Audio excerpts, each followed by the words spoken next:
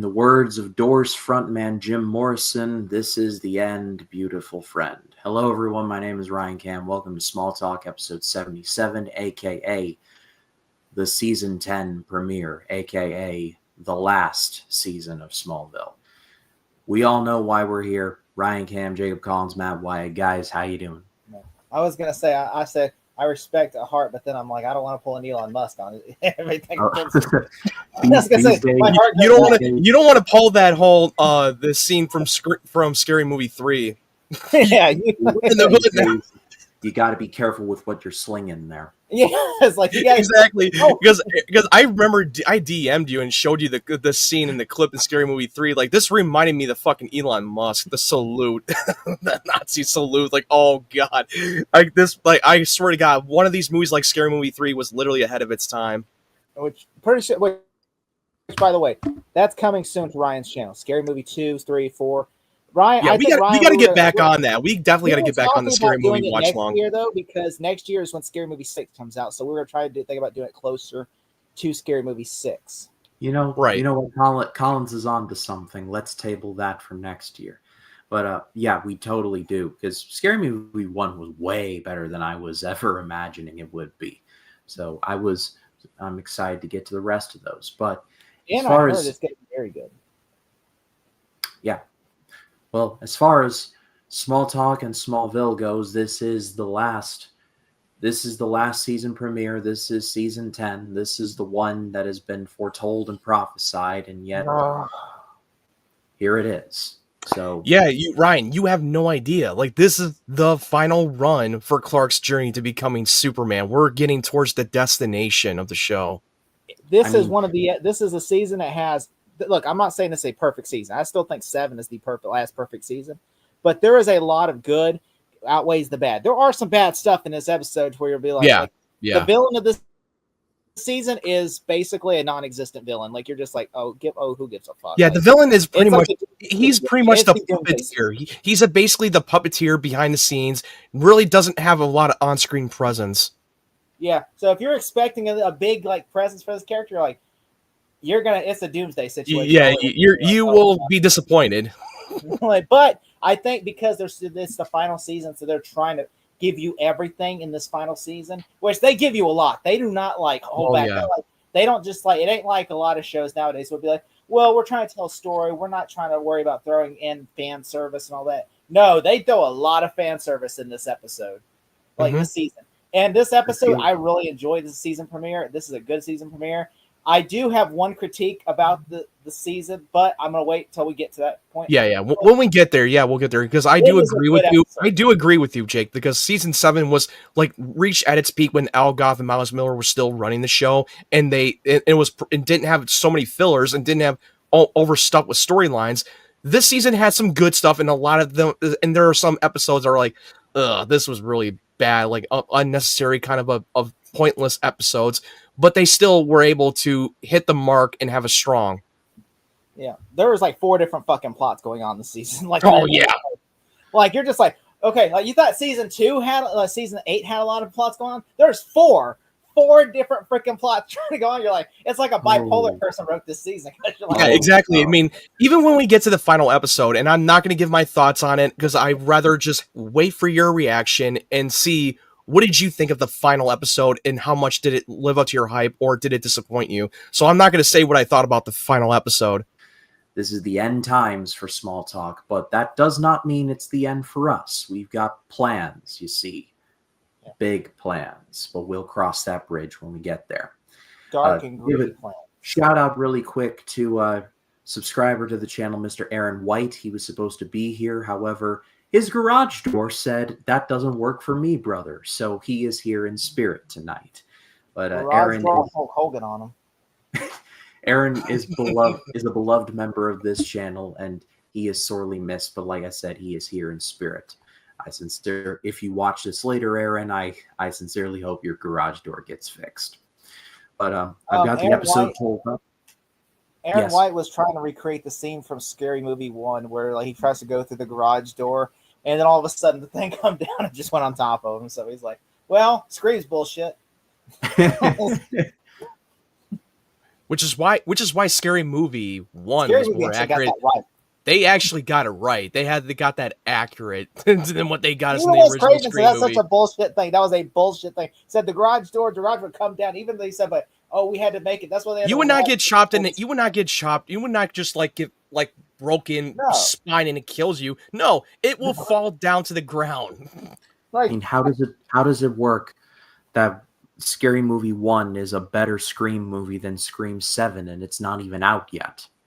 Well, we don't know. I mean, we got to wait and see the movie first. But We don't even know what the hell's going on in Scream 7. There's like 7 different plot rumors going around at once. And there's like so many theories and speculation, especially you're bringing back dead characters. There's even time travel for mentioning. Is there going to be time travel, or is this going to be an AI generated, or is it going to or are they pulling that Wes Craven? Are they pulling this whole meta movie of a Wes Craven's New Nightmare style? Are they pulling that shit? That's what Matt's hoping for. Matt keeps mentioning. He's like, "Wait, come on, Scream New Nightmare." You never know. They could pull that 180 on us. Screaming. Oh, that's a good point. Yeah, but at the same time, I don't know. It's just I don't think even Kevin D. Williamson knows what's going on in the movie, and he's writing and directing. Williamson's like, beats me. I mean, they're literally rewriting the script as they were shooting. Like the script that they had wrote for Scream 7, they threw it out, and Kevin Williamson was rewriting the script with the writer from Scream 6 and 5 as they're shooting it. I'm just like, he's like Robin Williams. He's like Robin Williams from that one comedy special, and he's talking about the weather. He's like, I don't know what the fuck's going on. Brrr, let's see what happens today. Well, who's the killer right now? I don't fucking know. We'll get when we get the third act. We'll figure. I'll find out. I mean, they're pretty much bringing back every dead character in this fucking franchise. Like, are they bringing back everybody? I hope to God it's actually a purpose. It's not just like AI, like hey, Sydney, remember me? I'm dead. I hope it's not that, I hope it's... Because that would be so ridiculous. Like, come on. What? That's so lazy writing, dude. Is Jack Quaid booked? No, he's dead in the canon. And... like, or are they just pulling off that fake death of that fucking Fast and Furious, where now the later Fast and Furious movies, they're bringing back a lot of dead characters. If they do that, I swear to God, like that's gonna kill the town. I will hate this movie. Scream 3 will go back up to be. I will put Scream 3 in my top 5. Okay, and I hate Scream 3. I don't make me like Scream 3. I'll be like, I don't care. I'm unapologetic that I enjoyed Scream 3. Oh, Scream 3 is good though. It is good. It's like hemorrhoids.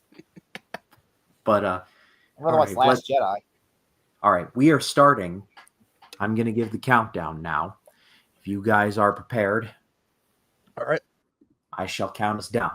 This is season 10, episode 1, Lazarus. In 5, 4, 3, 2, 1, play. In the year 2001, the world's greatest hero took his first steps on Earth. Welcome home, my son. One journey has ended. A new journey is about to begin. In an epic television series that would redefine an American icon.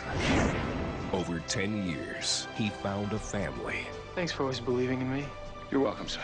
His first love. I've waited for this for so long. A way to fit in. Lois, you're looking at the newest recruit to the Daily Planet.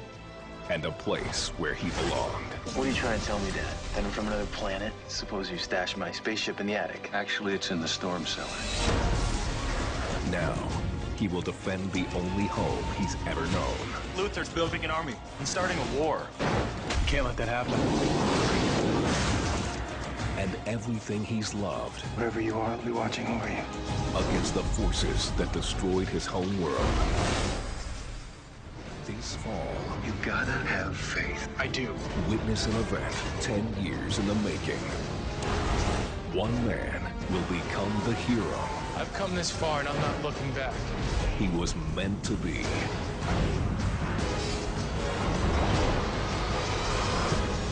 Smallville. Season premiere Friday, September 24th on the CW. I feel like most TV shows nowadays are like that sketch from Family Guy where they parody Netflix, where it's like Peter's on a dock, on a gray dock, and then like all of a sudden like his son, whose name I can't remember right now, not Stewie, but his older one, like comes up behind him, and then the next thing you know, like he's dead, and then Peter's like sailing a little ship, and then it cuts to a wall of text saying season 2 coming 2027, which is 3 years from that point. You think they're going to continue from that? Like they're going to like pick up season 2? I would be the funniest troll ever if the first episode is them picking. I do have one question from the Smallville topic. I mean, how do you feel about Chloe and Oliver now pairing up as the love couple? Were you sold by this? It's not the worst relationship Chloe has had in this show. Spoiler alert, he doesn't die in the show. That'd be fucking crazy if they actually killed him off in the show. Well, I mean, I think if you're going to see the next season, you kind of figure they're not going to kill him off. Exactly. I was like, they showed an extended trailer at Comic-Con, him surviving. So yeah, of course, that's not that. It's the worst kept secret. We already know. Like, we're not stupid. I would have let him dead. I would have been like Superman and Lois, keep him dead for a couple of episodes. You gotta make like Abraham Van Helsing and pull that stuff out. Well, look, this is, I guess, heaven or purgatory or something. This is more like the near-death experience. This feels like, I don't know. This is like it's like in the void of outside of the world, like a plane existence or whatever the hell it is. It's sort of like an afterlife. So this is this is the atheist version of what heaven is. This is Clark's Inferno, if you will. Like, I guess it's like this. I don't know. I never read the Bible. He's not really. He's neither dead or alive. Like, he's just like having a near-death experience. His life flashes before his eyes. Also, it's interesting that Tom Welling, like minus some facial hair, is like not aged. Like, he's looked this way for like 2 decades now. And then you get to and then you get to 2015. Even though he has the goatee, and then he has the gray hair, he still looks great, dude. Physically, he's in good, terrific shape. Well, I mean, he did look great. Now, I did remember years ago, like after his run from Smallville, he did put on a lot of weight, but then years later, he did get back into shape. Well, would you look at that? It's the all that's missing is the Scarecrow, so that Pearl can dance with it and do suspicious things to it. Look, Jarrell's back. Where were you all season 9? I really could have used you when Zob was around. I was taking a smoke break, Clark. Hey, shut up. I need you to get all the way off my back about it. I have. Sorry, I was shooting wanted. I have other hobbies besides so what Jarrell is saying, that he's in the abyss of neither life or death. The abyss. That's what he's mentioning. I also saw the last Harry Potter movie and said, remember that scene where Harry's at Godric's Hollow after Voldemort said Avada Kedavra? Let's do something like that. They must have read the book. They must have read the book or something, because this, the movie Deathly Hallows Part. No, it didn't. It Yeah. didn't come out until July of 2011. Yeah, this one came out in the fall. This one episode came out in the fall of 2010. Yeah, you are right. Yeah, you're right. I was thinking it came out fall of 2011. I mean, it's very common to have a fucking like afterlife purgatory thing in typical shows and movies whenever they have a near-death experience. Yeah, Jarrell's basically telling you, you're a fucking idiot for trying to sacrifice yourself when you're leaving the world vulnerable. Even if you have the team of heroes, that's not going to be enough. No, I'm sorry, my son. Sorry, my son. Fuck you. But he sacked. I think it was noble. He stopped Zod because Zod. Then that's true. Yeah, that's true. He made a noble sacrifice, but he's telling them that now, once you're dead, you're going to leave the whole world vulnerable because there's going to be major future threats. Ooh, who is that coming out of the croc? Oh, coming out of the field. Lex Luthor. Yeah, I knew it was too good to be true. That was Michael Rosenbaum? For like a second. It's just, the body double. I hate that they did. I'm like, because they couldn't get Michael. They couldn't get Michael for this episode yet, so they had to use a body double to push forward with the story.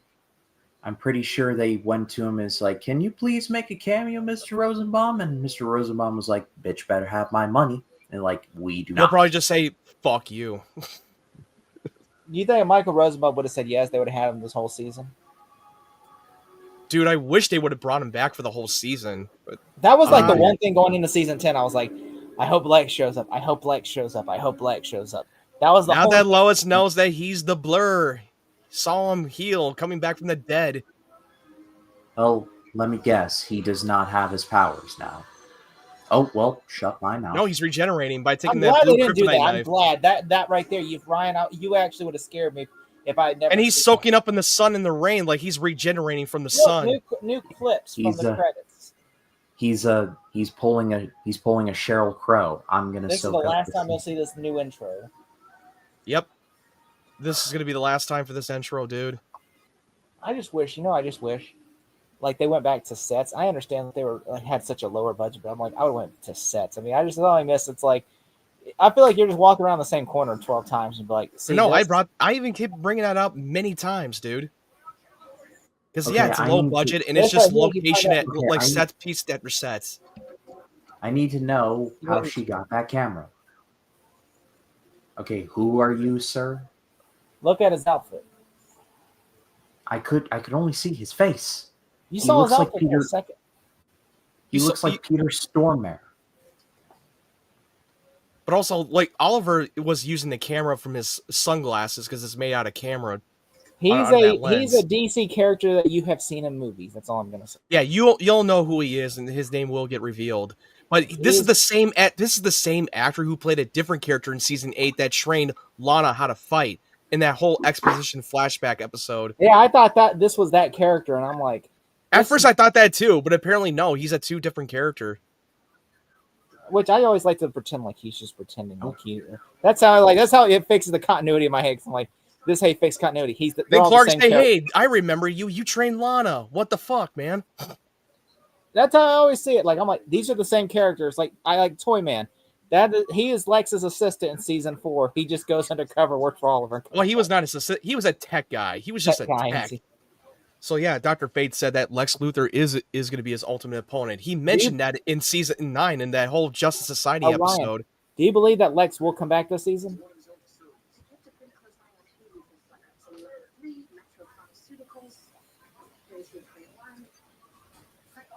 Haven't heard that in a hot minute. 33.1. Yeah, that's a throwback. Another throwback, bro. Ryan, do you believe Lex will come back this season or no? What is your opinion on this? I think as like a one-off, like an Elseworld, like one-off Elseworld stuff. Right. Like Now that she's alternate just looking and Do piecing you think it Michael all together. Rosenbaum will come back as Lex? I think so, yeah. It won't be permanent. It'll be like a blink and you miss it kind of thing. Look at her. Chloe from season 1. Oh, look, Lois is now piecing it all together about everyone knows who Clark's secret, and she's the last one to know. I know Clark is. I know he is. He's a vampire. Say it out loud. Say it. Kryptonian. Are you afraid? Well, what if you give me cancer, like in Dr. Manhattan? I just saw Zack Snyder's Watchmen. Then she pops up product placement. There actually is a product placement movie in this movie. They've mentioned the movie The Hangover. They literally have a dialogue where she says, "Oh, I cut my wrist, opened the DVD of The Hangover." And I'm like, what? Oh, there's going to be a Hangover reference sometime in the season, which you'll get some of the references. Now that I've actually seen all 3 of those movies, I will be able to pick up on it. They also reuse costumes from other movies and TV shows this season. Oh yeah, they did. One episode, which is a great episode, but I'm just like, are you serious? Did you really have to steal from that movie? Like you borrowed costume from that movie? Like everyone knows that movie, what that costume Dude, is. every fucking the Kandorian and fucking Clark was all wearing black trench coat like they're fucking the Matrix. Right. Like the red outfit. But I think that the whole point of the black outfit was just him trying to embrace his Kryptonian side and not his humanity, and that's why he was in the black outfit. That was more of a symbolism. Yeah, I would have got rid of the symbolism outfit. It was more about exploring like Clark's the darker self. You forgot to take into account the giant whoosh that she heard. I do remember in that episode of the whole wedding episode in season 6 when we're seeing Lana's like point of view when he super speeds. You don't hear the whoosh. You hear the blank, and they edited when they're like doing a scene in a different angle. Oh, they have a canon thing. It's called like the whoosh thing, whatever. The Flash uses it now, and the Flash said they said back when I don't know what it's called, but Kevin Smith was describing it. He said, "Oh, we're not an era. They're like, we're not doing that shit like Smallville did." And then when the Flash, like, "Oh yeah, we're gonna do that shit like Smallville did." Well, it's not like the whoosh. It's more like the lightning sound whenever he like takes off in super speed. Like, what is she gonna do? Obviously, She's staring at the Dr. Fate's helmet. She's putting that helmet on. The Hall of Justice mansion is like the Luthor Mansion security, non-existent. Non-existent. I've gotten into bags of chips that are tougher than the security in this. I have tried to open a can of sugar, a box of sugar that is tougher than a can of sugar. I was like, there's pickle jars that I have opened for my niece that are tougher to get into. What? She's putting on the Fate's helmet. More like the mask put itself on her. Oh god, this is like another blockbuster haul. Fuck, Jim Carrey's The Mask. Smoking. She's just gonna go up there and go, "It's party time, PART." Why? Because I gotta. Up. Ooh. We now return to 24. That's another TV nostalgia haul. Oh, I guess they watched Casino Royale torture scene and said, "We're gonna do it like this." Yeah, this is definitely a Casino Royale, except he's not like beating his balls. Oh, with the rope. Oh no, the wet rope. I was like, oof. Like they make you feel it from that torture scene in Daniel Craig's Casino Royale. Look at his outfit. Well, I can't see it. He's wearing a black vest and an orange shirt, sleeve shirt. What famous character has that outfit? No, it's not Christopher McDonald, but this guy is dead on, like, looks like Christopher McDonald. He actually appears in one of the DC movies that has that character in it. He plays one of the generals in the. You know what's kind of makes no sense? That there was supposed to be multiple people gathering up, like gaining up on Oliver in the fucking vents, like he was in Die Hard style. Like, it was just he was just one guy. Like how did that make any logical? A little continuity error. And he's a human. He is a human. He has no superpowers whatsoever. Oh, using that same type of torture that Jason Teague and Lex Luthor got tortured in season 4 when they were in Shanghai. Matt, did he work for Waller, or like is he on a solo in this one? I know in the. Does he still work for Waller? I do believe he worked. No, I remember correctly. He did work for Waller. He did. Okay, because I was just confused. Like, did he work for Waller? Because I know in the movie Suicide Squad he worked for Waller, but he did. Yeah, he did. Oh, we're burying. Oh, look at that! She's alive.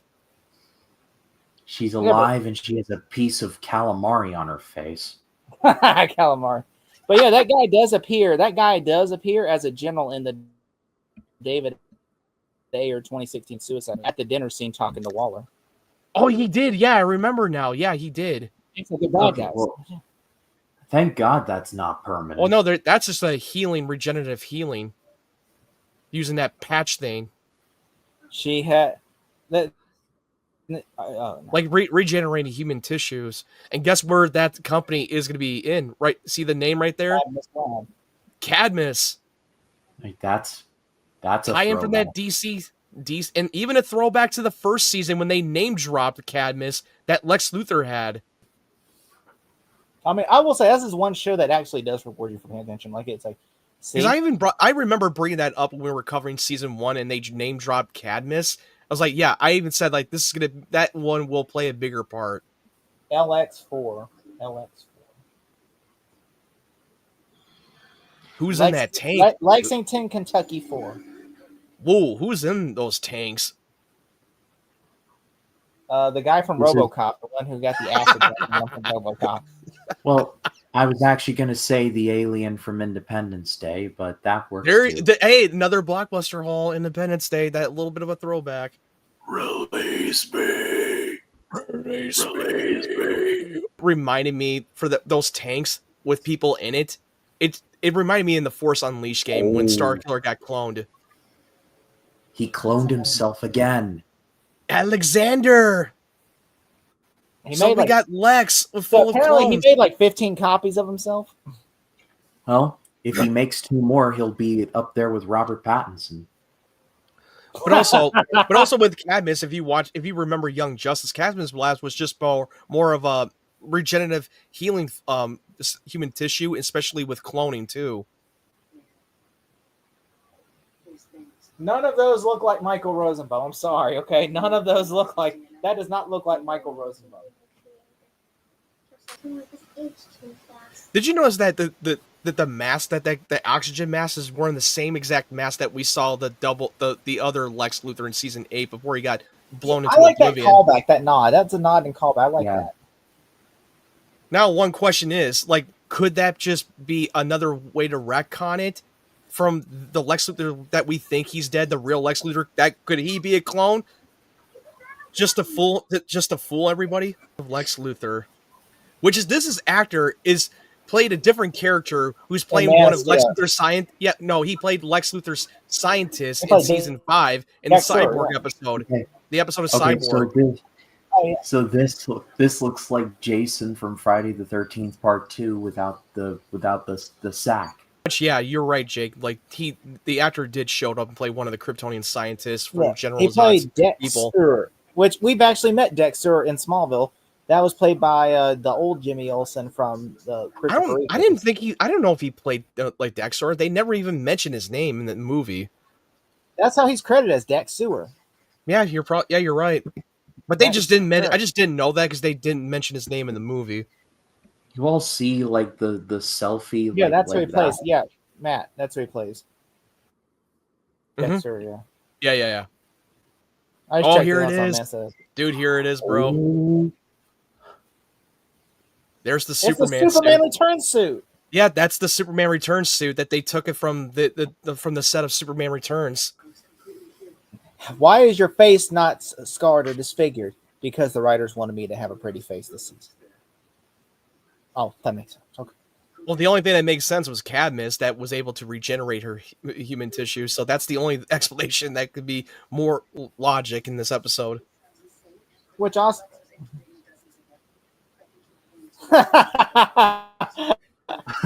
Look at all the Stokes from Rises. That is so true. That is so very true. Somehow he recalled this and was like, somehow Lex has returned. Somehow Lex Luthor has returned. And yet somehow this is like somehow this makes more sense than what Rise of Skywalker did, but well, Palpatine cloned himself. He had a and then his Force presence running an entire galaxy.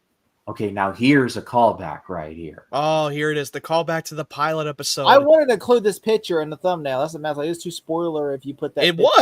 It was a fucking spoiler, dude. I mean, it's no different than if you had it on the season premiere poster. The series. Well, that's different because you've never seen, because this was more of a throwback of the still images from the pilot. Okay. Like, why is she strung up? What the hell is going on? I hate to interrupt this little talk, but there's like a scene going on from a Children of the Corn movie. Clark, you got to get on your high horse and get over there. Oh, I'm glad you said that. This is the only time that they shot it outdoor in the field in real location and not on the set. Something sorely missing from the last 2 seasons. See, it looks nicer when it's shot outside of a soundstage. I completely agree with you. I think they spent a little bit more in this time for this season. I think they actually had more of a budget because they're like, look, it's the final season. We need to have. We got to get everything we got, dude. I will say they go out aside more in this season than they did the last 2. I did like the exchanging dialogue between the 2 of them, especially with Lex. Even though Michael Rosenbaum's not in it, it's disappointing. But but it's still consistent to what he would actually say. That's because it's the same writers. They know how to write Lex. They just need Michael Rosenbaum to say the words. Damn. He really pushed his buttons. He just goozled that man. Damn, he was nearly strangled, like choked him out to death. Matt, Ryan, there's something you're really going to like in this episode. Something really, really good. Oh, yeah. Because when we get to Don't that tell- part, don't tell me. here's the thing. When we get to that scene, I think we got to be silent for that one because the dialogue is just so compelling when we get to that scene. Ryan's going to be in tears. I know it. You're going to be fucking in tears, bro.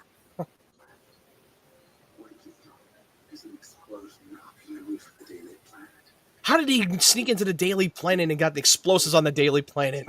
How the hell did he manage to pull that off?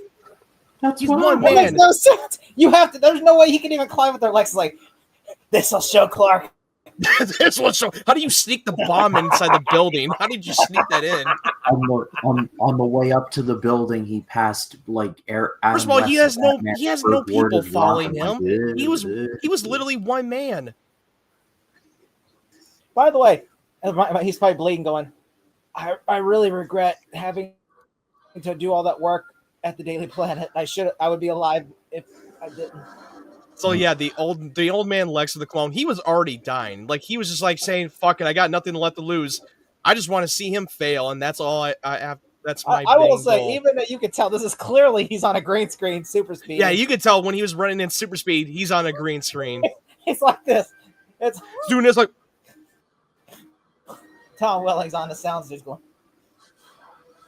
First of all, you could have used your super breath to put out the fire. You didn't need to run in circles in a torpedo. My brother. Lois is gonna wake up, and Lois wakes up and thinks to herself, "Why does it smell like popcorn?"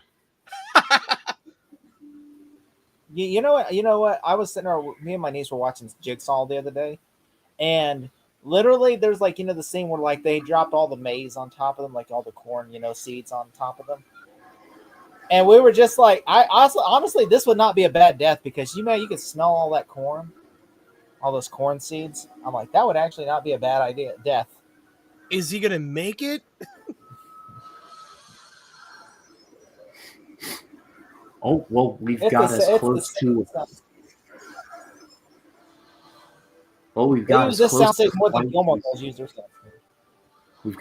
to flight as we're ever gonna get. Yeah, he did flew for a short moment. That looked like he was flying for that moment right there. The one he was levitating the Daily Planet globe, that was flying. I can always tell. Hey, can you guys see me? Yes.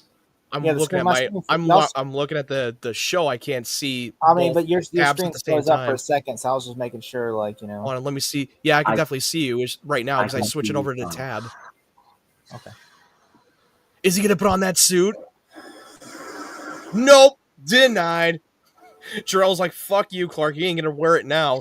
Not today." Jarrell Borg's him from Star Trek: The Next Generation, just like pew. Looks like the console has been restored.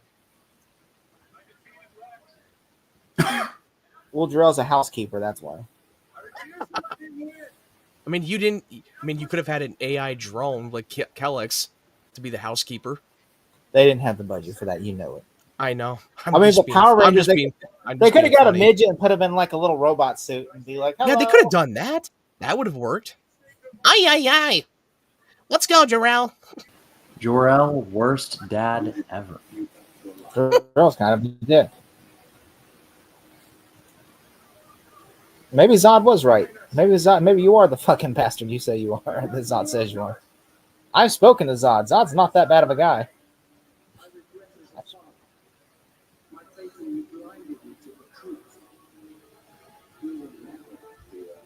Good, you never needed him anyway. Okay, then who's going to be their savior? Well, here's the thing. It's called reverse psychology because he's trying to not let him give into the darkness in his soul. Because then you're not going to be the beacon of hope to the world, and setting the bad examples for everyone. Like he's trying to put that's always been what a father does. Give reverse psychology shit, playing mind games with them, get them to prove them wrong. You know who's going to be our savior? Sonic the Hedgehog. It's like, I got this, Clark. Or Ezra Miller's Flash. Well, it took him 100 He- tries, but he finally cloned himself. Hey, 100 times a charm. Wow, looks like she's like keeping him. She's like, she put him on chains. She feeds him like, let's go. Okay, you gotta go poo poo, Lex. Okay, she walks him. Says, good boy. Who's a good Lex? Who's a good You want Lex? milk? You want milk and cookies? She keeps him in a cage. She's like, it's like a pet.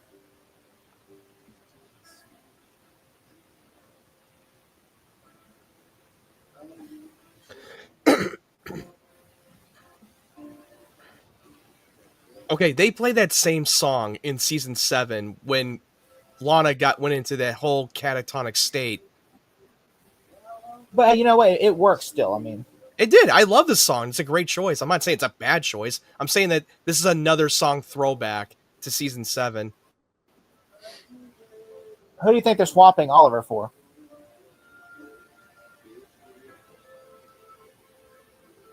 Be funny if them two just run into each other. They're like, oh, and they will fall down, and then have to just like, oh. You know why they wanted Chloe? She's Watchtower. Yeah, Mm-hmm. She said in exchange. they valued Chloe. Okay, this is totally on green screen for the desert in I Africa. mean, really, Yeah. this is the most realistic shot of the entire episode. Clark on the farm. That is the most- Here it comes. This is where we got to be silenced for this scene. Like, this is the best scene of the episode. That just has an emotional tearjerker. Hey, he's back.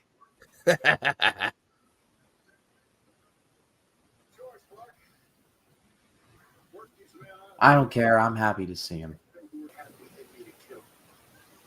I mean, you've had it for like 10 seasons, bro.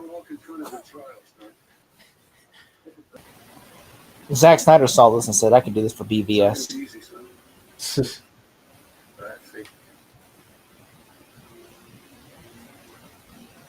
This is Yeah, not when they show the ghost dad in BVS, when I first saw that scene, like, dude, he literally took notes from the final season of Smallville. Like, that was so much of reminiscent to Smallville, the first episode of the final season. That's not notes. That's copy and paste. This is the villain they're talking about, Ryan. It's still taking notes, because even if it's a copy and paste. This is the villain. Who do you think it is, Ryan? You should get it in 10 seconds who it is. Ooh, he stored that suit in the fortress.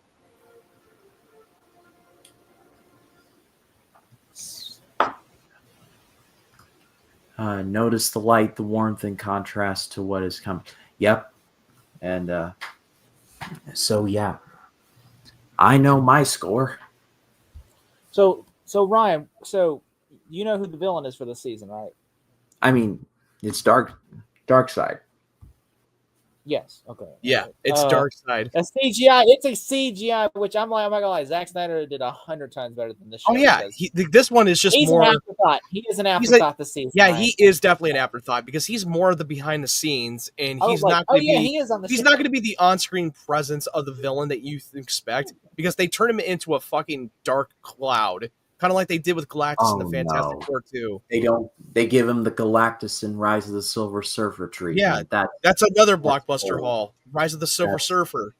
They put him more of a Galactus. It's not as bad. Like I will say, he's only in like around 10 episodes. Like it's less than 10 episodes.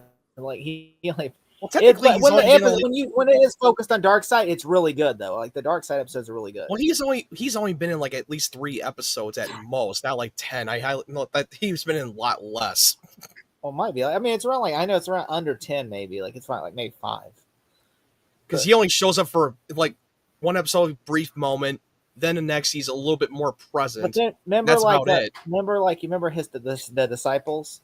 Remember, his disciples are present. That's but part of the Darkseid isn't. story. Darkseid is not that much present in the show. I'm talking about like his disciples are part of his storyline. Oh yeah, it is part of the storyline. But what I'm saying is that his appearance is very less in the show. Yeah, his appearance, yes. Okay, I'm not talking about like the whole it's still storyline. worth it. Like it's still like worth it because they do still like they don't just forget about. I mean, well, they do. And here's what I wanted to bring back to what Jarrell was telling Clark. He was really just pulling that reverse psychology. He did not lose faith in them. He knew because he was ready to take a man's life, like crush the life out of him. and he's like, "Hey, you almost took a man's life, and you think that this is what I set out for you? No." And he knows that Darkseid is coming, and it's going to consume him, and he will be potentially the greatest threat to the world, and he does not want that for his son. So he had to like nip this in the butt for him. And I believe, in my speculation, and it never gets mentioned of how this ghost Jonathan shows up. I believe Jor-El sent him there because he's the only one that can actually give him the weight and help him push him further to like overcome the temptation. Ryan, predictions. What do you think is coming up this season? Like, I want for the final season. What is your final season prediction? Well, I think we see like baby Lex now, and it's kind of an instance of we see rapid aging, which then leads to our Rosenbaum moment. It's not going to last long, but I feel like it's going to be like, I can't think of the thing I just thought of, but it's like it's rapid aging where someone comes back and then they age really fast. Mm-hmm. And I can't think of it. Well, now that we see the younger Alexander, he's still around. He's with Tess, so she's keeping him in the mansion in secret. So the only thing is, what's her agenda for keeping him alive? She's nurturing him. Yeah, trying to see maybe nature versus nurture. Exactly. Which I will say, if I had to guess the score, this is definitely a 9 out of 10. Oh, dude, yeah, I completely agree. It's a 9. Not perfect. I mean, even though I wish they would have done a little bit more, but this was a home run for the premiere. That's why I said 9 out of 10. That's why I said I wasn't. I wish they would have done it a little bit better, but at the same time, but they still deliver a strong episode. It's without the Jonathan Kent ghost appearance, giving him that emotional moment, a little bit of a throwback. Even though it doesn't really quite give us an explanation of how he's there as a ghost dad, but in the scene itself, the performances, it felt like that John Schneider never left the show. And I remember that they leaked that trailer for the first episode at Comic-Con, and they showed the appearance that John Schneider. John Schneider actually showed up at Comic-Con, and the whole crowd was going nuts when they teased them of him showing up. Well, Colin's a 9. Matt, what's your score? It's a 9. Same. It's a 9 out of 10, bro. I'm going 9.5. Like, I given a little extra half for seeing John Schneider again. I love that man. But I will say the reason that I forgot to mention the negative. I wished I would have added Michael Rosenbaum as the older Lex. That would have gave it a 10 right there. That would have been 10. Yeah. Aaron, you need to go to the hospital because I think you inhaled paint thinner when your garage fell on you because you're fucking crazy if you think that's a 10 out of 10. Because and this is probably season 7. That's the reason why. This is the reason why that he didn't show up because of the fucking garage accident. Because fate does not want him here. Season 6 is a better premiere. I would even say season 5 is a better premiere. If only I would have given this episode a 10 out of 10 if it was Michael Rosenbaum playing the older Lex. Then it would have been a perfect score. I would say 5, 6, or 7 is a better season premiere, but I will say I completely agree. 1 through 4 and 8 and 9 are debatable. I mean, yeah, you can debate. The episode was really just a callback from nostalgia from the pilot. Yeah.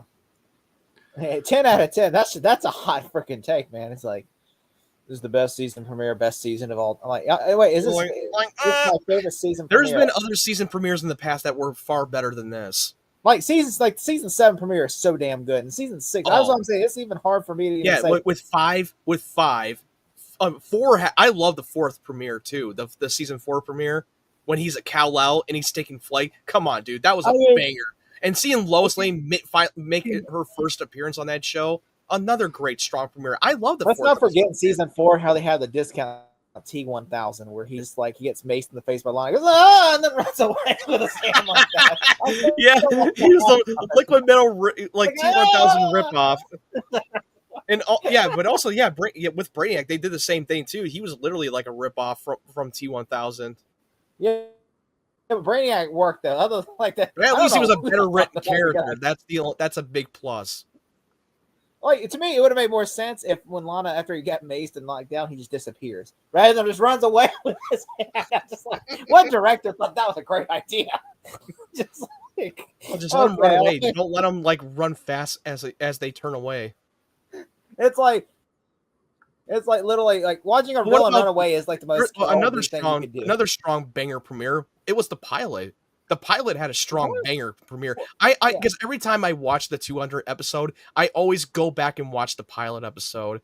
How special it was and how it set the tone of where the direction is going. Sets on a journey, and it sometimes does feel like it's dragging its feet in some parts. Like because I love when I love the pilot, but then they kind of got downgraded by the second episode of the bug episode. It was like the freak of the week. Pilot to this, it works thematically because the beginning of the pilot, it was just the introduction of Clark and the journey of him becoming Man of Steel, and also the introduction of Lex Luthor and how it's started this whole friendship.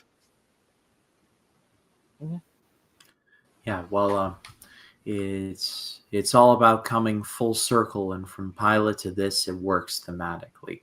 I can definitely see that. My little nit to pick is the whole thing with older Lex. So, like, I put a bomb up there, and like, how? How? There's no way you can't even get up there. Did you get the Jeff Hardy size ladder? Be like, do. Like, did you get a blimp and just get the blimp down? You got a rope and just like. You know what? He used a Lex suit. That's what it was. A super Lex suit. That's exactly what he did. All right. Well, yeah, this was a really strong start, and I hope this energy keeps it up. I pass it off to all of you. What'd you think of the episode? If you're watching the edited version, let us know in the comments. We'd love to read what you have to say. And this is going to be a big season for Smalltalk, and I mean, covering a big season of the show, the final season. We're going to be doing a little bit more. We're going to be doing a watch along for the 200th episode, which is going to be coming up very soon, and then we'll be doing a watch along for the final episode. So be on the lookout for all of that. But it is a privilege to do this show every week with these guys. Collins, what do you have coming up? Well, I have my Batman Terry coming up. Yeah, I got Batman Terry with these homies over here, where we're going to watch the first 2 episodes of Batman Beyond, episode 1 and 2, Rebirth. Banger show, too. Banger show. It's Ryan, have you seen it? Seen what Rebirth? Have you seen Batman Beyond show? Have you ever watched the show? No, I've only seen Return of the Joker. Oh. Okay, well, you're excited. You're in for a treat. I'm looking forward to it. Ryan and Jacob Martin are going to be on, along with Kyle from Flet's Pop Culture 13. And also, I got Wicked movie review coming up. I went and saw Novocaine last week, and thank you, whoever doxed me, you fucking asshole. Thank you for doxing me on my video. I really fucking appreciate that. Fuck you, by the way, who did that. You know who you are, you asshole. Not you guys. I'm saying, like, that. No, I know what you DM'd us of who did it. Asshole. Like, you made that night. My night was hell. That morning, or my morning was hell. I still was able to. I could still see the video. I still was able to see the video. I had to delete the original video because it was blocked everywhere. Oh, I had to go back and redo the damn video because some asshole was just docking me everywhere, and I'm just like, where the fuck are you docking me at? It wasn't even Paramount. It was literally some asshole. It says the person's name right there. I'm like, you fucking asshole. Yeah, it's watermarked. I saw the watermark on that video. I'm just like, it's so fucking asshole. He has all of Lex's memories. That's why be careful of what video you're choosing to implement video clips on your reviews. He has all of Lex's memories, so the bomb could have been put there during season 7 when Lex was the editor. Who knows? All right. Let's go. I don't know how that would make any sense. I don't know why would he want to plant that. Why would he want to plant that? Even if when he was working there, why would he plant that bomb to be destroyed? One day this will work. He's like, hey, one day it's gonna work. One day I'm gonna destroy this globe. Every year that's some serious underwater elevated 3D. That's a major plot hole. And where's the logic in that for what Lex would do in that situation? That makes no sense. Me and then I'm coming up. Me and these guys, we also have Talking Silence is coming. Another episode's coming soon. We're gonna shoot that soon. And then, of course, we out with Jason the Old Millennial. And then, of course, we have our Road to James Gunn Superman, where we're going to be covering soon Superman 2. So stay tuned to that. And yeah, just follow me at 3D Movie Cinema. And if you dox me, I'm going to fucking kill you there. Allegedly. Okay, Matt Wyatt, what about you? Yeah, I just put up my review of Mickey 17, and I'm going to be covering the 4th episode of Daredevil Born Again, and there's a couple of videos that I got to start editing of my review of Invincible Season 3 and Your Friendly Neighborhood Spider-Man. So all their links will be below. I'm looking forward to Batman Terry. Go give Jake Collins a subscribe and see me, you, and also us react to that. And as far as this channel goes, I posted my review for Blue Velvet, continuing the David Lynch project. Braveheart review is coming. It will be coming very soon.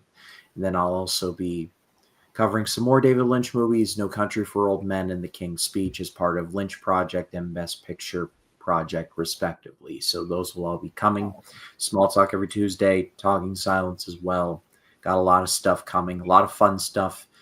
A little bit later on in the month, we'll be covering Superman 2 as part of the Road to James Gunn's Superman. That's going to be a lot of fun to talk about. So stay tuned for all of that. Subscribe, do the thing. But thank you all so much for watching. For Jacob Collins, for Matt Wyatt, my name is Ryan Camp. For Truth or Justice for the American Way, always hold on to Smallville. Collins, hit it.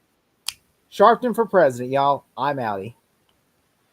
Jesse Jackson, VP. Good night.